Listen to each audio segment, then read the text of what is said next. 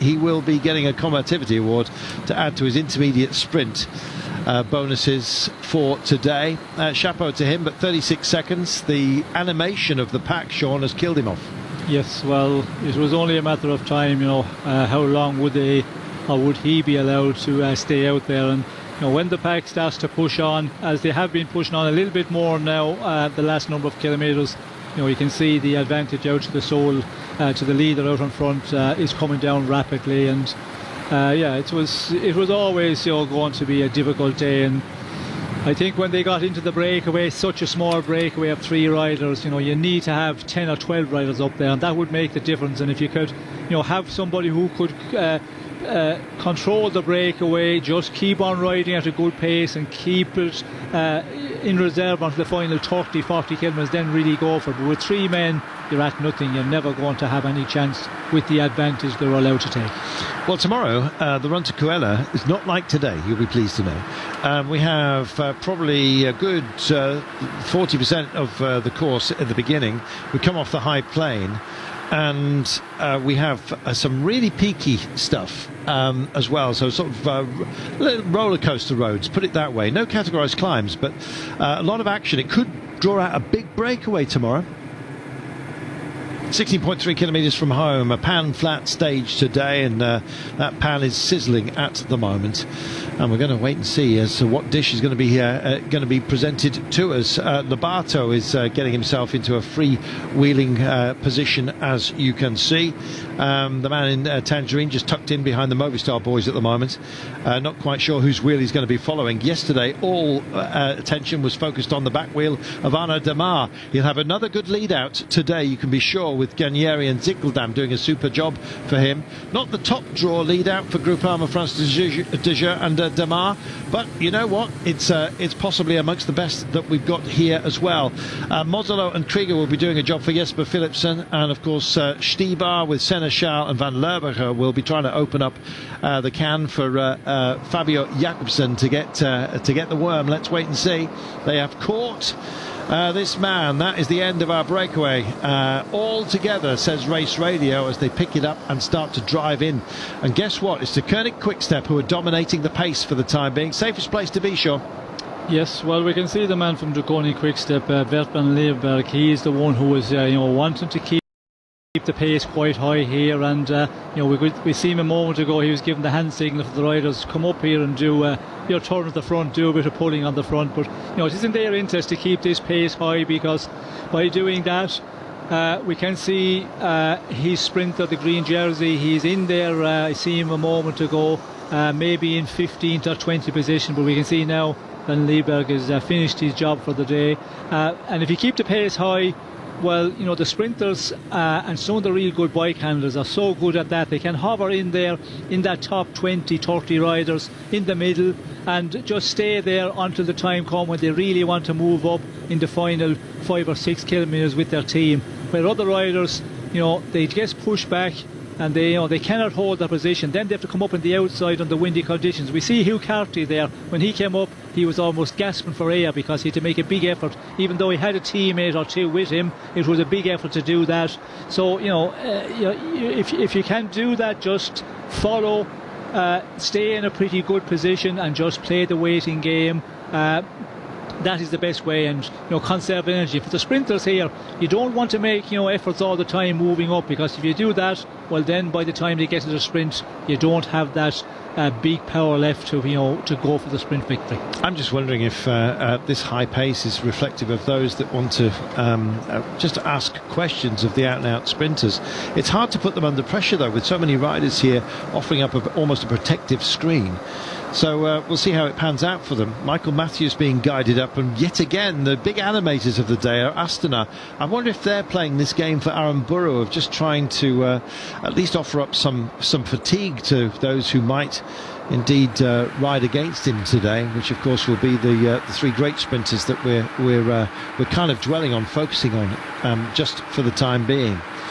Well, we're heading further towards our destination. 13.7 kilometres to go. Let me just describe the approach. We'll do it again as we hit it, but about 4.3 kilometres from home, we go straight over a big roundabout. So in at 6 o'clock, out at midday, if you see what I mean. So straight over the top of it.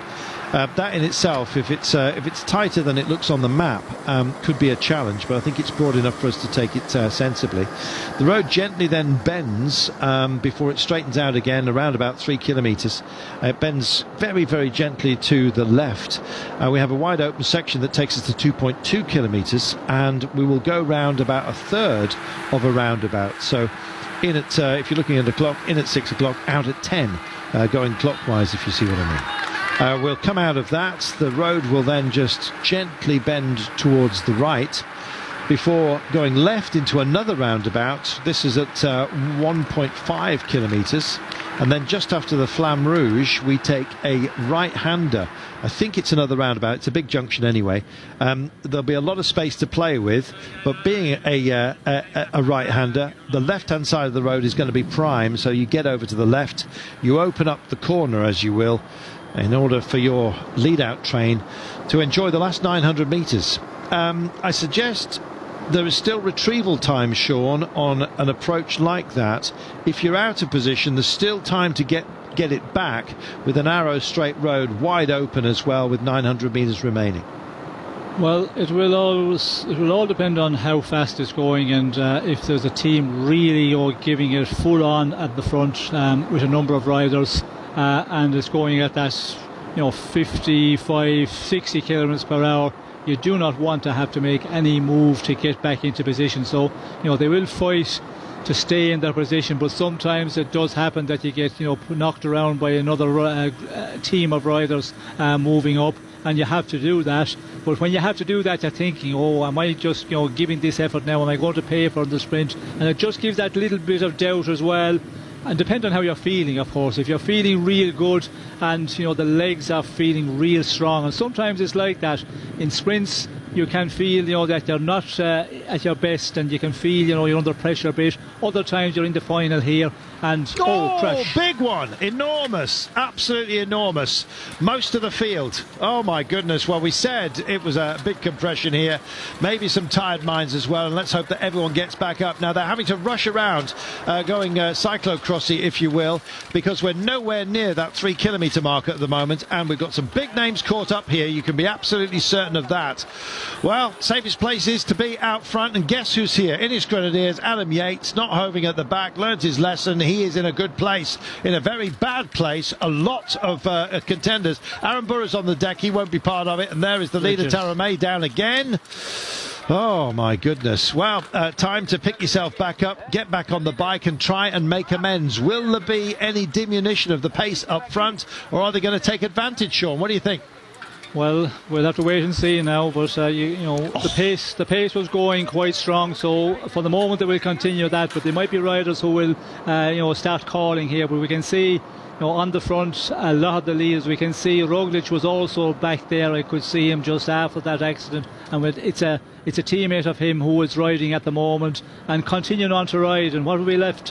40 riders maximum, yeah, exactly. And just looking at the pickup rate back here, there is so many on the deck. That's Van Melsen we're just getting a close-up of. He's in distress. Don't really want to see too many more of those pictures. Bora as well look like they're taking a hard hit. Let's have a look at it again, Sean. Here we go. It's quite close to the front, isn't it?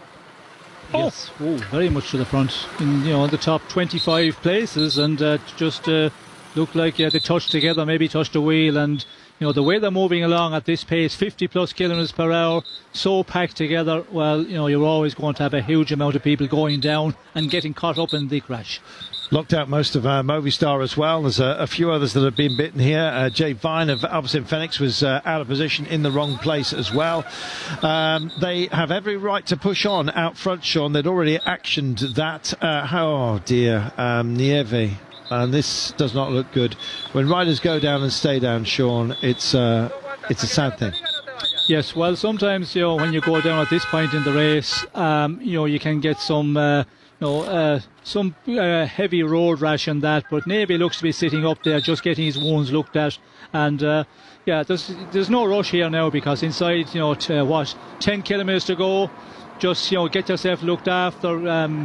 Hopefully they can all get back on their bike. But it looks like there's some riders, quite damaged there, and we could have some riders with some broken bones. Oh, well, there you are. A double warning to you. Danish champion Mads Schmidt has been through the mill here, as you can see. He's back on, but that's going to hurt tonight, and a nasty place as well. He's going to have a very uncomfortable evening. Some big gaps will have opened up. Let's just see if it does reconfigure. 9.4 kilometres to go. So many riders caught out there, Sean, and it was a reflection of just how almost fresh legs can be a danger at a moment like this, because everyone is acting on the instructions to get themselves to the fore, and it looks like we have got a pullback of the pace here. Yes, there is looking like a pullback at the pace, but when you're going at that pace, a lot of riders can stay up in the front. And you talked about it, Carlton. With such a big pack of riders all across this road, and this is a very wide road. The moment somebody makes a mistake, maybe just gets touch a wheel and down they go. He takes many riders down, and that is the danger. We always talk about right on the front, stay in the front in the final, but there it was in about 25th 30th position maximum. So if you're in that position, you're in a real good position at this point in the race. But there's never anything guaranteed. There's not going to be a crash at any place in the peloton, and it's just to look where you are at the time when it happened. But we can see most of the favourites here in the front end of the race, and we can see Alpecin, they were also riding at the front at that time, and the sprinters teams, they're going to push on as they were doing at the point before the crash. The team that I think gained most from that was Euskaltel Euskadi, but they've actually bit the bullet and indeed weighted up or just amended the pace so that we can have a bit of a regroupement here. Alpecin-Fenix had a few caught out. De Koning did as well, but not Fabio Jakobsen. He was in a clean place out front. You were saying he was hovering around 15th place, Sean. I think that was on the bubble for that one. Yes, well, that is the look. Sometimes you need a little bit of luck in those bike races in the final, because you can sit in 15th position or you can sit in 30th position, and as a sprinter, the way this is rolling into the finish at the point of the crash, you would feel comfortable there. Everything was under control, but then the crash occurs, and when the riders start going down around you, in front of you, there is sometimes no place to go, only down and bite the dust. Francis de Jeux, I think, also got caught up in it. We'll see at what cost to them. Largely getting away with it, and the team that animated the first push, UE Team Emirates, and they find themselves spearing up almost the centre of the road, along with Euskaltel Euskadi in their familiar orange. Hugh Carthy had moved forward at more or less the right time earlier on, as you saw, and Magnus Kort is in a good place. He's up towards the front as well. Alpecin are here with Jesper Philipsen. We have seen the green jersey of Fabio Jakobsen. Haven't seen or got a status report on Arnaud Demar, but there's a lot of riders back together here, a lot carrying bruises though, Sean, and that will reflect on the performance today, I'm certain. Yes, and we're just seeing Bardet here is losing time, and it was a question of the GC men were everybody just in the front or did avoid a crash, but no, Bardet is the one who was losing time here, and I'd not be surprised that some of the other ones are a bit further down the general classification, because so many riders going down there. It's amazing that we're not missing more of the GC men. Oh, he looks rough, Romain Bardet, but he's riding on here. Just look at the road rash. His torn jersey here, and it's taken some skin. He's left some of that behind. Chris Hamilton looking after him for the time being. Danish champion Mads Schmidt is here, riding along with Sepp van Mark. Concern, I'm sure, for Cherie Prudhomme, who'll be on the sofa a little bit later on. It was a big one. an enormous one, but thankfully we can put that to the back of our minds right now. And here come Groupama Francis-Geur. They have regrouped, and they mean business as well. They're driving, oh gosh, a little shimmy as well. They don't trust each other at the moment. I think that's the point, Sean. Crashes can often breed crashes, as they say in NASCAR speak. But let's just hope that we don't get any more. We've got quite a technical approach on some of these roundabouts as well. Everyone now has had a wake-up call, I think. Yes, well, this will make it more nervous again in the final, and you can see down the front of the peloton it is real nervous. There's a lot of looking and moving around, and everybody is scared for another one. And on a road like this, when you're riding the way they are in that leading group, well, it's never a safe place to be. But you have to get on with it, and you have to try and pick the place where you feel you're more out of the danger zone. But there's never a fully safe place to be when it's a final like this. If it was riding full on, if we had windy conditions here and it was blowing from the right across the road, well then the bunch will be stretched out much more, and if the rider do go down, maybe he take 2 or 3 riders with him, but the other riders would have the time to get around him, where here there was no place to go with everybody so packed together. Very much so. Venturini here for AG2R Citroën, it would have been a feature towards the end of a quick day like this, is not going to be part, so it'll be Damien Tauser who goes for it. For that team. Likewise, Aaron Burrow was caught up badly by that crash. Here we go then, 5 kilometres, and suddenly the road expands and then narrows again, almost lulling us into a false sense of security. In about 300 metres time, we will have a roundabout for them to spear over, and first into that roundabout will be Alpecin-Fenix. Safest place is out towards the front.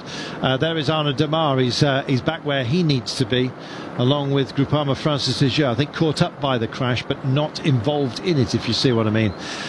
Blocked out certainly. Romain Bardet, after looking so good and talking about his comfort and his enjoyment of riding in Team DSM, I'm afraid it looks like he has been hampered substantially. And look at the wind blowing as well. This will turn into a full-on headwind. It's picked up certainly, and there's a storm being kicked up, not least because of the incidents that we have had. 4.2 kilometres to go. Meanwhile, these guys still trying to get back in, and as the pace picks up, Sean, it's going to be more and more difficult, especially when we get a headwind, for these guys to get in. They're going to ship a whole load of time here. Yes, well, unfortunately for Ian Tarame, it's difficult to see him getting back in, because now the race is going to go onto the line here. As you can see, there's teams pushing on, Ineos really driving on the front. And the question is, in the general classification standings, Kenny Ellison, he was next in the GC. I'm trying to pick him out there, but I cannot see him for the moment. So this is going to be an interesting one. He's there, middle of the road just now. Aye. Well, there we are, and we talked about Kenny Ellison on that stage when they went out to fight for the stage win and for the red jersey. This is going to be an interesting one, because it looks like Ren Tarame, he could lose his yellow jersey, his red jersey, because 25 seconds Ellison was down in the GC standings. We'll see where he finishes at the end. My eyes maybe, no, there he is, centre of the road, absolutely meshed in with the Movistar boys for the time being. So Ellison with the potential here to take the lead of the race. Not how he would have wanted to do it. However, a minute and 41 down is our leader, Ryan Tarame, so it's not going to be a fairy tale for him. 3 kilometres to go. We're getting very close to the grand finale here. Big roundabout to take. This is the one where they'll head into it. It's a left-hander entree in to this roundabout. They only take 2/3 of it. We'll see if there's an option to go either side. You can see the wind really is starting to billow some of the cordons here. In fact, it's moved some of the barriers as well on some of the gusts that it has had. 2.7 Ks should be a roundabout right now for them to spear into. Oh my goodness, they're taking all kinds of risks here to try and find space that doesn't really exist. I guess it's a temptation, Sean, if you find yourself in a very lucky position to be out front, now might be your chance. Well, out front is the place to be, but the problem is to stay out front. We can see it's changing all the time. There's not that high speed, which 2.3 kilometres to go. You can see all across the road again. Alpecin-Fenix starting to take it up here with a number of riders. But shoulders. A lot of movement, a lot of bumping here for positions, and everybody waiting. We can see, the Duconi Quick Step guys there just holding off for the moment. Wait, and leave Alpecin just do the work on the front for the moment. Milano's getting himself into a decent position, and Trentin will give him a spearing run out. You can be sure about that. Look at the way UAE are lined out at the front with their red and black helmets here. Just tucked in behind them is Alpecin-Fenix. They have Jesper Philipsen. He's in a great place, having to have fought back today on Damar. I'm not quite sure whether he's going to be diminished by today. I imagine he possibly will be. Big turn coming up, which will introduce us to the what is essentially our finish straight, and you'll see the Flamme Rouge in just a short while. It happens just before the big turn. It's a right-hander, and at the moment UAE possibly burning all their matches. Let's wait and see. Neos is still in here for Bora Hansgrohe in their aquamarine black and white. The green jersey still hovering. Fabio Jakobsen has kept his nose clean for today. JJ Lobato in the orange is still very much in a very good position, and he's refusing to be bullied off that position as well. Matthews is also here for Bike Exchange. Mezget's, I think, that's guiding him in. Wise head indeed for both of those. And there's your big turn. Wide open highway right now. Motorcyclist is just heading away from them, and there's lots of options, lots of road to play with. But who's going to play the game? That's the big point. Matthews in the centre of the road is one of those that potentially is going to go early. Let's wait and see. Here comes Damar's men, but he's out of position just for the time being. Wise to that is Philipsen just for the time being with Alpecin-Fenix. Damar's got no choice but to go a little bit earlier than perhaps he would have wanted to, but Alpecin are bossing it just for the time being. Are they going to open up and have some glory today? Also Jansen van Rensburg's in the frame here as well, a few others as well. Philipsen, Jakobsen's also in the frame here in the green, and finally he gets a queen look at it, but it's going to be a surprise here perhaps for some of you. Oh, nice work if you can get it, and Alpecin get it, and so does Philipsen. That was very well marshalled at the line.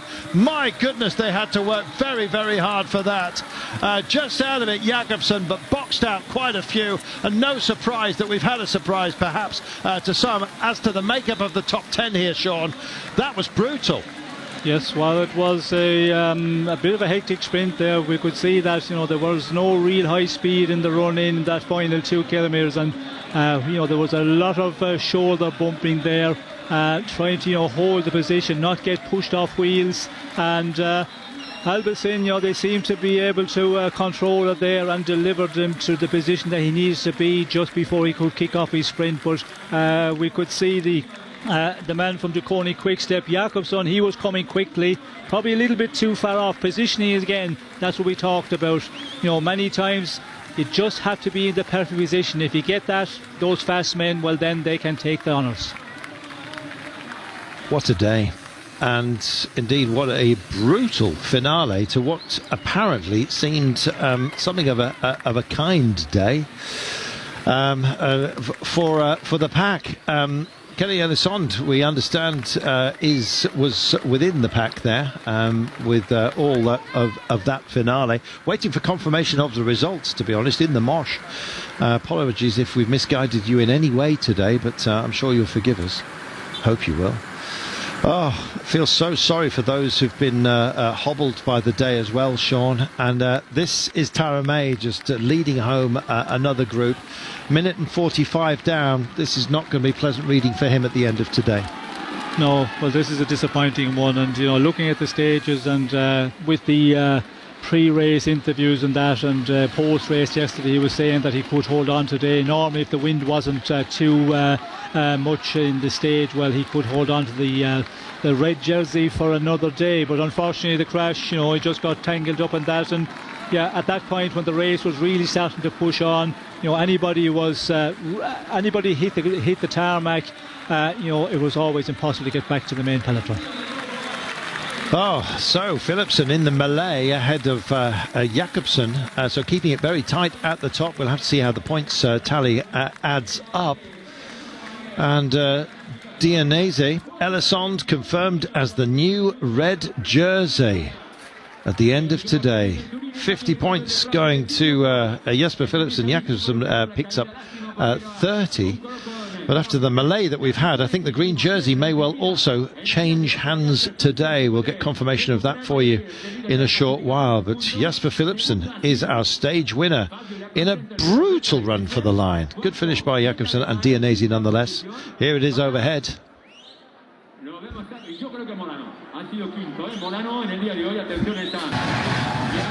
There it is, Sean. You could see Jakobsen trying to make amends for being slightly out of position. A real wrestle to the line. Good finish by Piet Alligaert as well from Cofidis here, but we were expecting surprises today, weren't we, after that brutality? Yes, well, that is a very, very disappointing day for a lot of riders, because everything was going well for the GC men, for the race leader, for the sprinters teams, but these big crashes, they can cause so much damage, and certainly caused a lot in the race leadership and in the GC standings. Thank you, Sean. Let's hear from some of the riders down on the tarmac. One of the GC riders on track, but they're in the lead right now. What a day, man, Giulio. Yeah, it was really stressed in the final, but we are happy because now we have a leader jersey with Kenny. We are safe because today was really dangerous stage. Tomorrow I think the Vuelta will change because we start with some uphill climb, so will be hard. Where were you with that big crash? Yeah, I stopped there, and but I passed in the right side, and then I lose some times, but I was there in the final, so I didn't lose the time, and I'm okay, I'm safe. It was a typical Spanish Vuelta stage, right? It looked easy, and then suddenly it explodes. Yeah. In this day, in this area, it's not easy. It's not easy to start one big tour, but now I think from tomorrow we will change the situation, and I hope we are ready. And you have the leader. Congratulations. Now we have Kenny also. Now we have the leader jersey, so he's really strong on the climb, and we can control the situation. Thank you, Giulio. Ciao. Grazie. There we are. He says we can control the situation. Elisond will be in the red jersey. This is the crash that defined the day almost, because it knocked back so many legs out there as well, including Arnaud Démare had to fight his way back in, and so the stage itself kind of drifted away from him. Démare finishing in 10th place, incidentally. So Philipsen took it ahead of Jakobsen, Dionisi, Milano, but that man, Ryan Taramay, no other day, I'm afraid. Ever since he's had red, he's been falling over. Took a tumble late on yesterday, took another tumble today, and Taramay will cede the leader's jersey, I'm afraid. We'll have a new leader in Kenny Elisond. Tomorrow he'll be in reds, taking it off the back of the Estonian.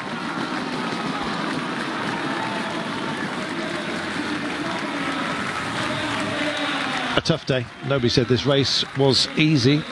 Roglic now is seating in a handsome position, but Kenny Elisond of Trek Segafredo leads La Vuelta.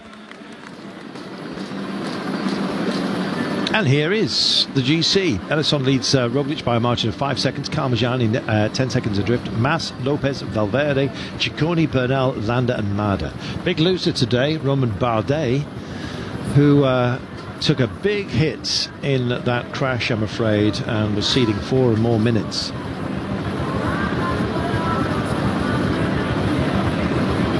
Confirmation. Jesper Philipsen retakes the green jersey. Taramay is in the polka dots tomorrow. Let's have a look at the final kilometre for you, shall we? A big boulevard sprint, but heads up. Handsome position to be in was at the front when the crash happened. Good reassembly for Alpecin-Fenix. And Jesper Philipsen, I guess you might say, had a smoothest run home on what was a very rough finale. Once he was released, it was a nice work by Krieger to get him into this position, and he was never going to get beaten. Having a sniff of it once again, Dionisi with a very strong finish in 3rd place, but on the throw for 2nd was Fabio Jakobsen, who nonetheless cedes green to Jesper Philipsen. And in fact, here he is to talk to us, stage winner and green jersey wearer once again.